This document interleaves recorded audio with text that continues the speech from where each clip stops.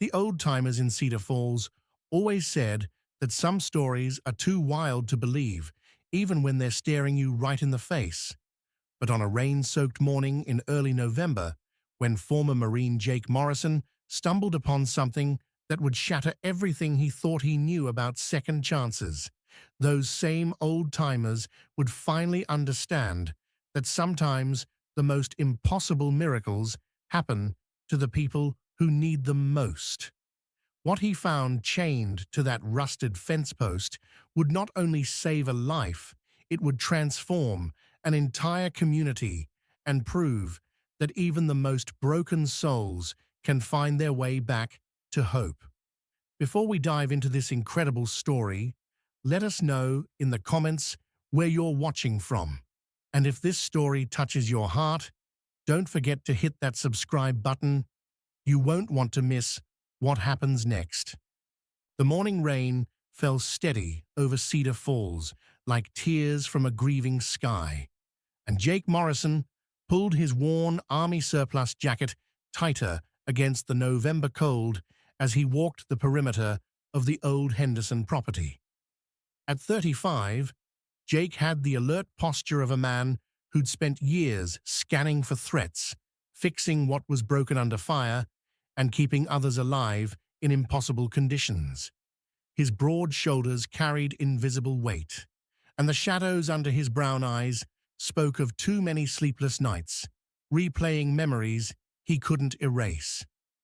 The Henderson place had been his refuge for 2 years now, ever since old Martha Henderson took pity on him and offered him work in exchange for the small cottage at the edge of her property. It wasn't much, 100 acres of Virginia woodland that had seen better days, with trails that needed clearing and fences that seemed to break faster than he could fix them.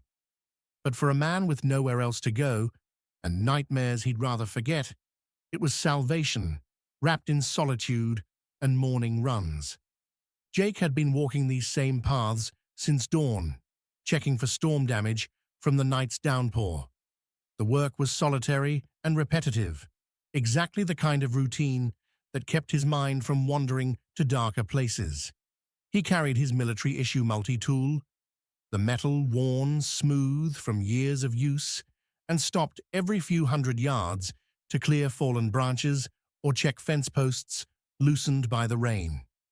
The rain was just beginning to ease when he heard it, a sound that made his combat instincts flare instantly. It started low, almost like thunder rumbling through the trees, but there was something distinctly alive about it, something in distress. Jake stopped walking and went perfectly still, listening. The sound came again, clearer this time, and he realized with a jolt that it was the labored breathing of something large, something struggling. He followed the sound deeper into the woods, his boots squelching through the muddy leaves. The breathing grew louder with each step, accompanied now by the faint clink of metal against metal. Jake's heart began to race as he pushed through a thick stand of honeysuckle vines and emerged into a small clearing dominated by an old fence line that marked the property's eastern boundary. What he saw there would haunt him for the rest of his life. Collapsed beside a rusted fence post was the largest dog Jake had ever seen. The animal was clearly a Belgian Malinois, the same breed used by military units worldwide, with a coat that should have been rich tan and black, but was now matted with mud and blood. But it was the chains that made Jake's stomach lurch. Heavy logging chains wrapped around the dog's neck and body, securing it to the fence post like some prisoner of war. The metal had cut deep into the animal's hide, leaving raw, infected wounds that told the story of desperate struggles to break free. The dog's breathing was shallow and ragged, each exhale creating a small cloud of vapor in the cold air. Its ribs showed starkly beneath the matted coat, and Jake could see it hadn't eaten properly in days, maybe weeks. One massive paw scraped weakly at the ground, the only sign that the animal was still fighting to survive. But what stopped Jake's heart was the piece of paper in a plastic bag tied to the chain around the dog's neck. With trembling hands, he untied the bag and pulled out the note, squinting to read the water-stained words. His name is Ranger. Military working dog, retired. Too dangerous now, PTSD, attacks without warning, can't handle him anymore. Maybe someone else can fix him. I'm sorry. The note wasn't signed, but Jake could see that someone had been crying when they wrote it. His hand shook as he folded the note and looked down at the dying warrior at his feet. Ranger's eyes were the color of dark honey, and when they met Jake's gaze, he saw something that pierced straight through to his soul. A desperate, intelligent awareness that Jake recognized from his own reflection every morning. The look of someone who'd given everything in service and been abandoned when they broke. Jake had never owned a dog in his life. Hell, he could barely take care of himself, let alone an animal that clearly had its own trauma to deal with. The smart thing, the practical thing, would be to call animal control and let them handle it. They would come out, assess the situation, and probably decide the kindest thing would be to put the poor creature out of its misery. But as Jake knelt beside Ranger's massive head and looked into those honey-colored eyes, he found himself whispering words that surprised even him. I'm going to get you out of here, Marine. I don't know how, but I'm not leaving you behind. The dog's ear flickered toward him, and Jake could have sworn he saw the faintest spark of recognition kindle in those intelligent eyes. The warrior's code, leave no one behind. He stood up and examined the chains more carefully, his mind already working the problem like a tactical situation. The metal was heavy-duty, secured with industrial padlocks that would need serious tools to break. The chains had been wrapped around Ranger's neck and chest in multiple loops, creating a web of metal that would be impossible to slip out of, even for a dog of Ranger's size and training. Jake ran back to his cottage and returned with every tool he could carry: bolt cutters, hacksaws, WD-40, and even a crowbar he'd kept from his deployment days. The work was slow and dangerous. Several times Ranger flinched or tried to pull away, and Jake had to stop, afraid the dog might injure itself further or suddenly attack in panic. But gradually, link by link, he began to free the warrior dog from its metal prison. As he worked, Jake found himself talking to Ranger in a low, steady voice, the way his squad leader used to talk during firefights to keep everyone calm. He told the dog about the property, about the quiet cottage where he could recover, about the creek that ran clear even in winter. He wasn't sure if Ranger understood the words, but the dog seemed to calm at the sound of his voice, breathing more steadily as the chains fell away. When the last chain hit the ground with a metallic clang, Ranger didn't immediately try to stand. Instead, the great dog lay still, as if he couldn't quite believe he was truly free. Jake sat back on his heels, sweat beading on his forehead despite the cold morning air, and watched as Ranger slowly, carefully, began to test his newfound freedom. The dog's first attempt to rise failed, his weakened legs unable to support his muscled frame. But on the second try, with a grunt of effort that seemed to come from somewhere deep in his chest, Ranger heaved himself upright. He swayed for a moment, finding his balance, and then stood perfectly still, head raised, nostrils testing the wind for threats, the stance of a soldier who'd learned that survival meant constant vigilance. Jake had expected Ranger to bolt or attack. Most traumatized dogs would have done one or the other, especially a military working dog trained for aggression.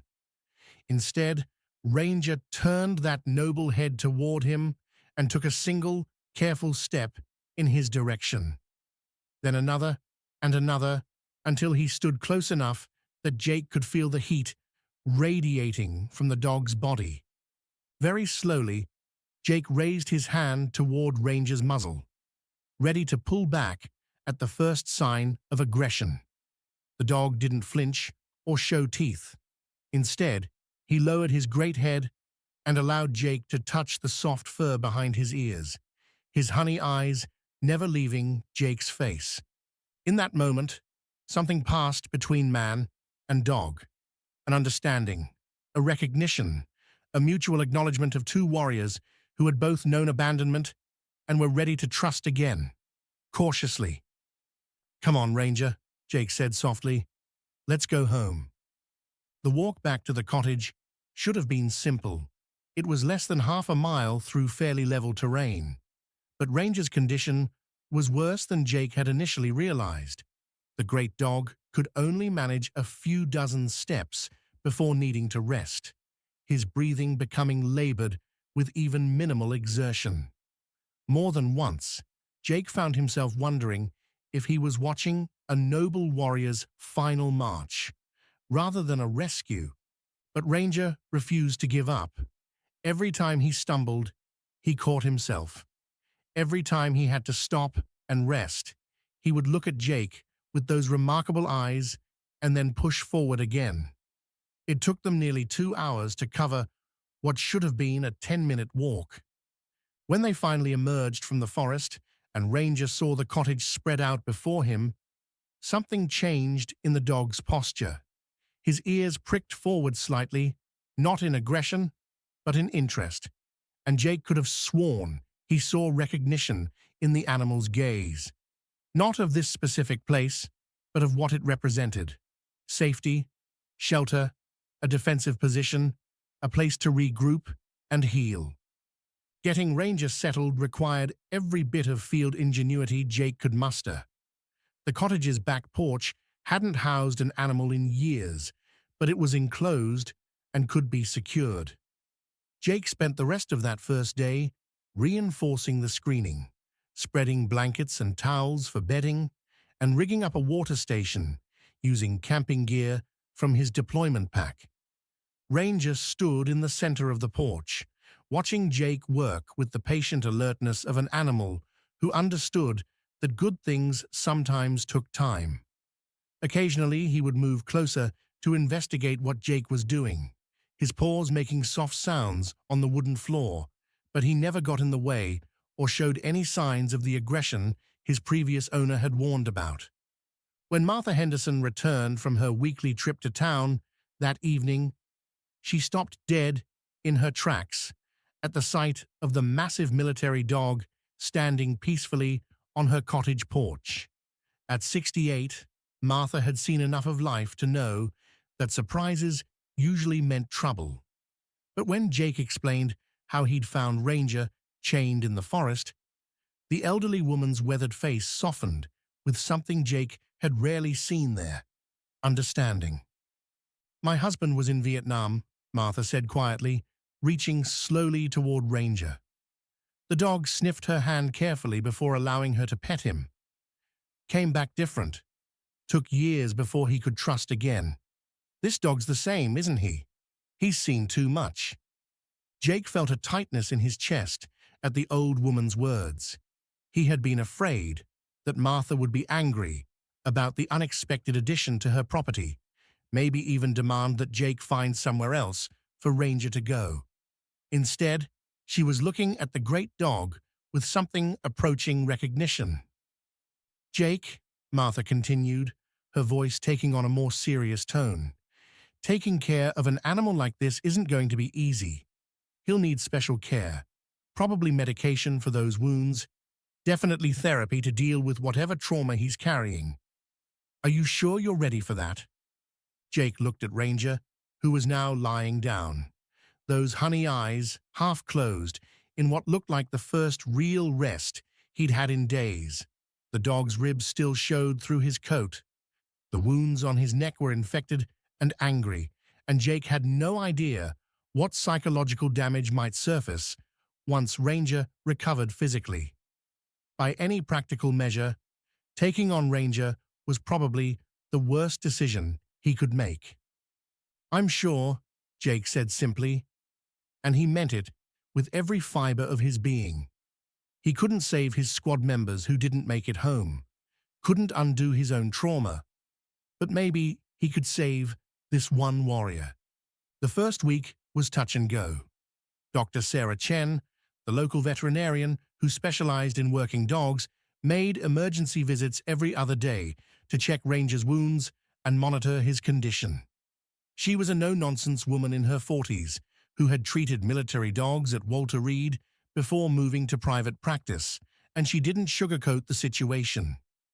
"He's severely malnourished," she told Jake after her first examination. "Those chain wounds are infected, possibly septic. His muscle mass is depleted, and I'm seeing clear signs of extreme stress, probably PTSD from whatever he experienced in service and after. You can't just throw food at him and expect him to bounce back. This is going to be a long process." But Dr. Chen also saw something in Ranger that gave her hope. Despite his weakened condition and clear trauma, the dog's training and discipline remained intact. He submitted to her examinations without aggression, allowed her to clean and dress his wounds without flinching, and showed remarkable self-control for an animal that had been described as too dangerous. Most military dogs that have been through combat trauma and then abandonment would be nearly impossible to handle, she explained to Jake as she administered antibiotics. But this one still has his training foundation. He's not broken. He's wounded. There's a difference. Jake established a careful routine designed around Ranger's recovery. Early morning feedings of specially formulated food for working dogs, followed by short walks around the property to rebuild muscle mass. Afternoon sessions where Jake would check Ranger's wounds and work on basic commands to reinforce the dog's training foundation. Evening quiet time where they would simply exist in each other's presence, two warriors learning to trust the silence. Ranger seemed to understand and appreciate the routine. He would be waiting at the porch door each morning when Jake arrived with breakfast, tail giving the slightest wag, not the enthusiastic greeting of a pet, but the acknowledgement of a partner. During their walks, Ranger would automatically take up a heel position, scanning the environment with professional alertness even in his weakened state. As the days passed, Ranger began to transform. The hollow places in his sides started to fill out as his body adjusted to regular nutrition. The wounds on his neck healed cleanly, leaving scars that would always be visible but no longer caused him pain. Most remarkably, his coat began to regain its proper coloring, rich tan and black, that marked him as a magnificent example of his breed. But the most dramatic change was in the bond forming between Jake and Ranger.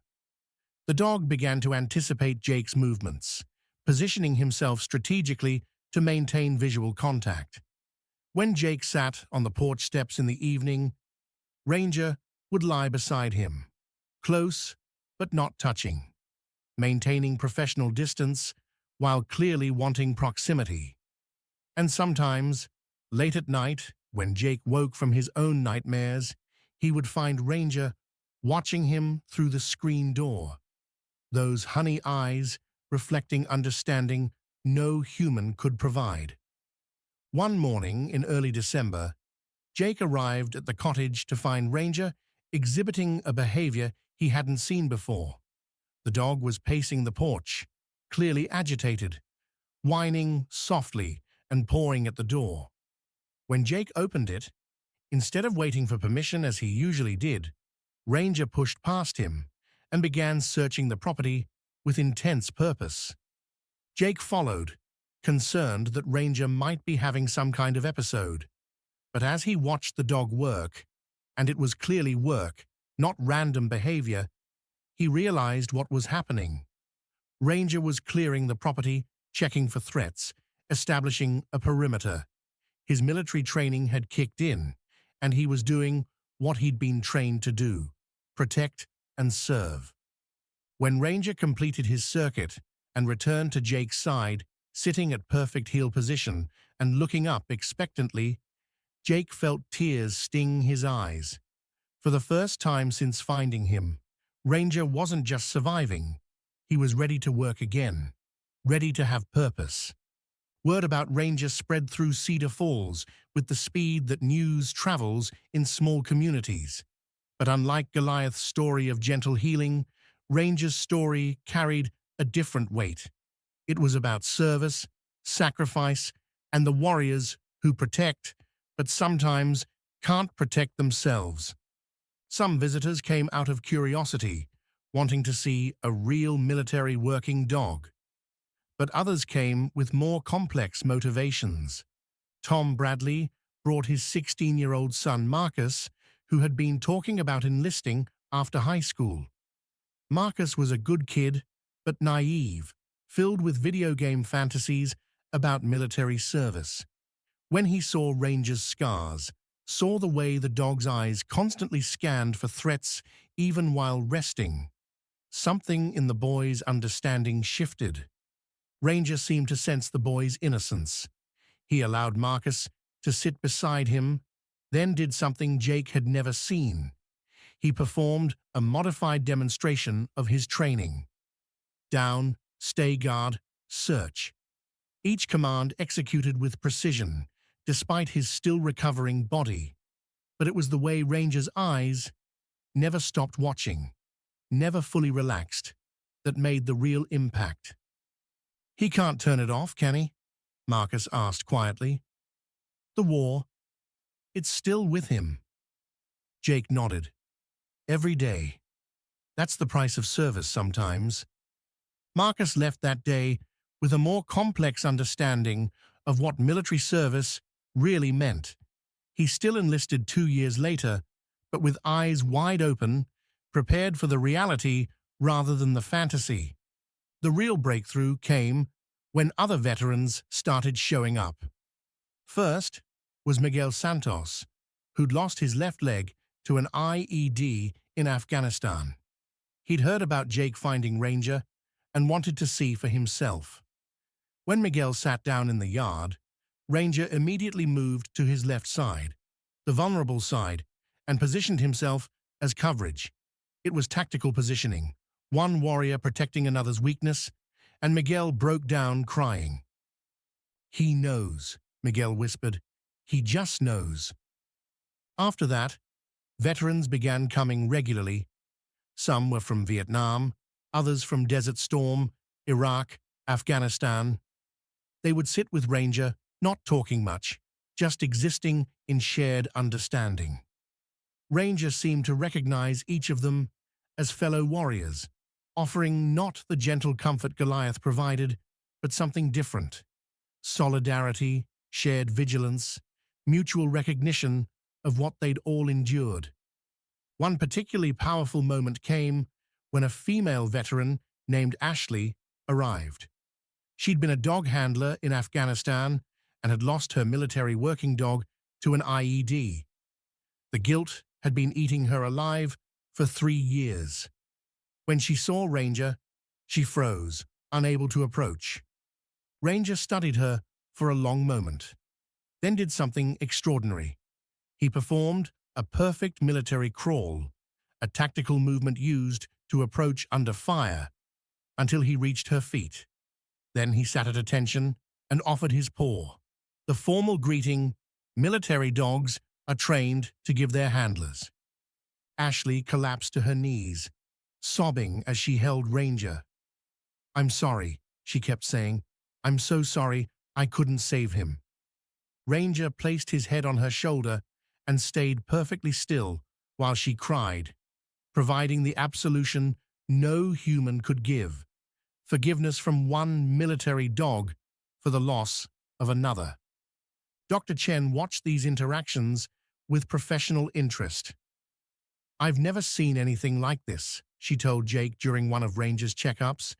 "It's like he's running his own therapy program, but specifically for veterans and service members. He recognizes his own kind." Jake was beginning to understand that Ranger wasn't just a retired military dog, he was a therapist who spoke the unspoken language of combat trauma, offering understanding that civilians, no matter how well-meaning, simply couldn't provide. But Ranger's most profound impact was on Jake himself. For the first time in years, Jake found himself with a mission that mattered. His days had structure and purpose beyond mere survival. The constant hypervigilance that had tormented him since returning from deployment now had an outlet, protecting and caring for Ranger. The nightmares didn't stop, but when they woke him, he had somewhere to go, someone who understood without needing explanation. More importantly, Jake began to feel like he belonged somewhere again. The steady stream of veterans visiting Ranger meant Jake was interacting with his people, others who understood the weight of service, the cost of combat, the struggle to reintegrate. He found himself sharing stories he'd never told anyone, experiences that civilians couldn't understand, but that drew knowing nods from fellow veterans.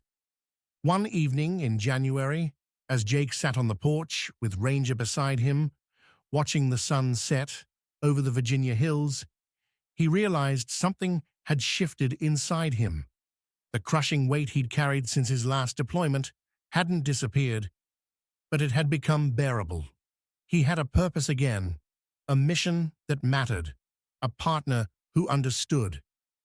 "You know, boy," Jake said to Ranger, who was scanning the tree line with professional attention, "I thought I was rescuing you that day in the forest, but I'm starting to think you might have been rescuing me." Ranger's ear twitched toward him, and the dog briefly broke his surveillance to look at Jake, those honey eyes conveying understanding that transcended species.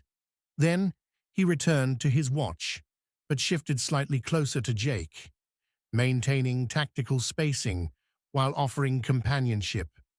The real test of their bond came in late February, when a severe ice storm hit Cedar Falls, knocking out power across the county.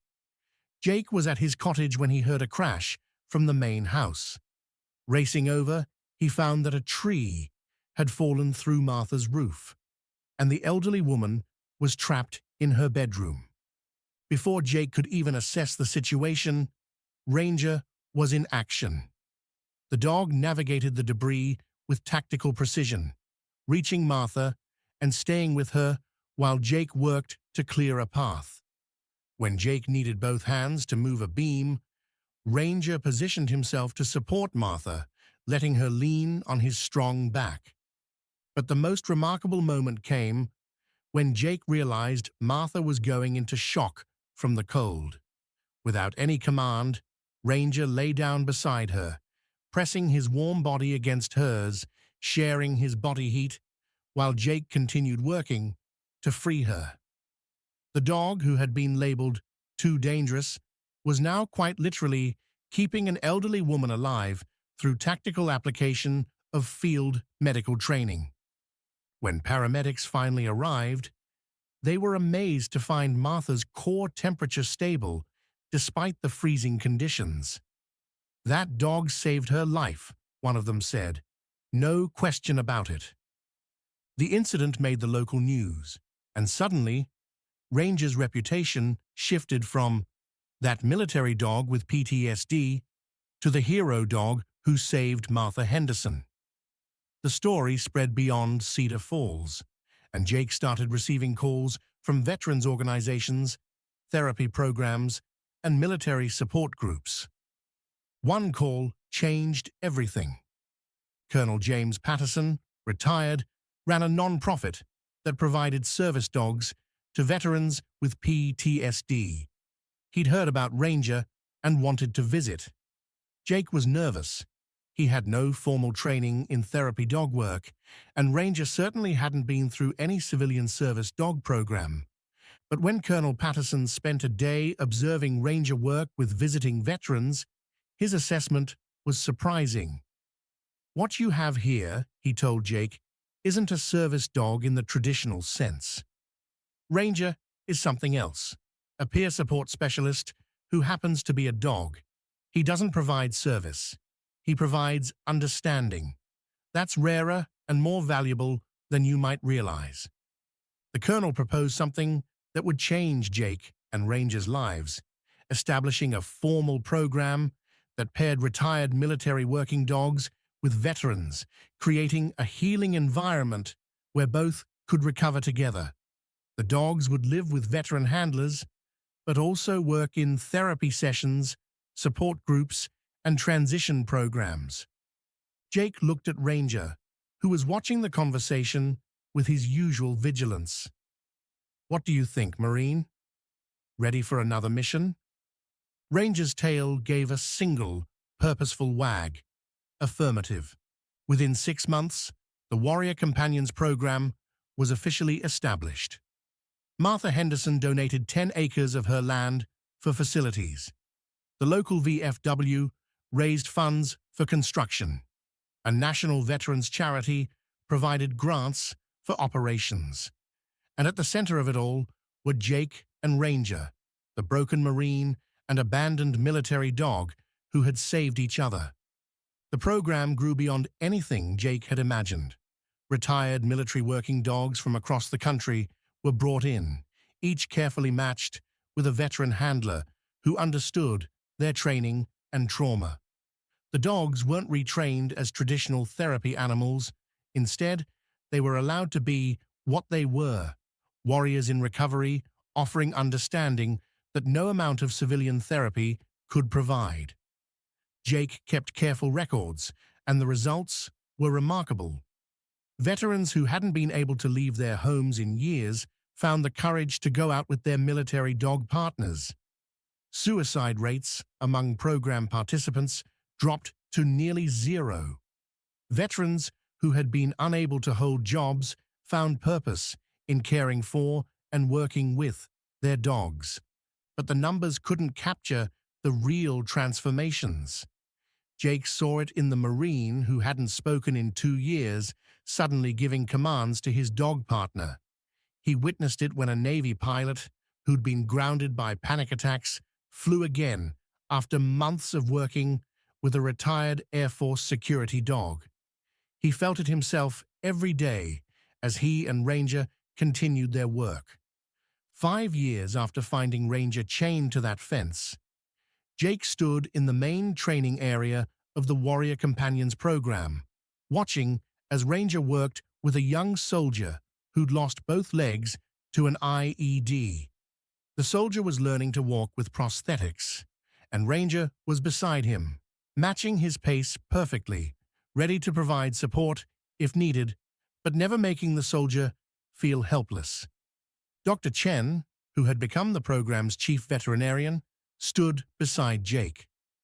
"Ranger should be slowing down by now," she said, checking her notes.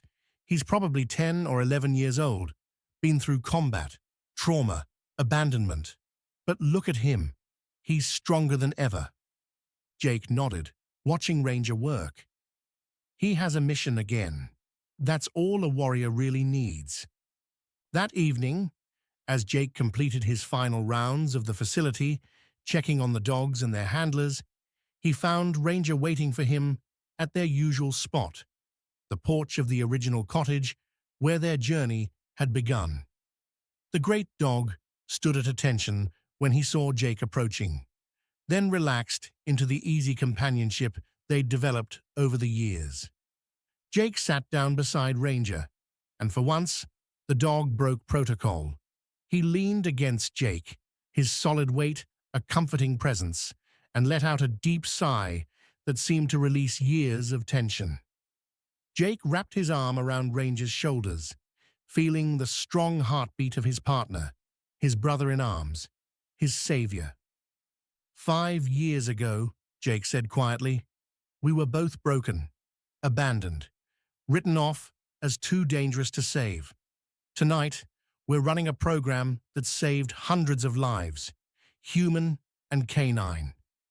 Ranger turned his noble head to look at Jake, those honey eyes still alert, but now carrying something that hadn't been there before. Peace. Not the absence of vigilance, but the peace that comes from having purpose, belonging, and trust. As they sat together in the gathering darkness, two warriors who had found each other in the most desperate circumstances, Jake reflected on the journey that had brought them here. The dog someone had declared too dangerous had become a lifeline for veterans in crisis. The Marine who couldn't save his squad had found a way to save others. Together, they had built something that transcended species, rank, or traditional therapy. A brotherhood of the broken who refused to stay broken. In the distance, Jake could hear other dogs and handlers going through evening routines, the sound of recovery in action.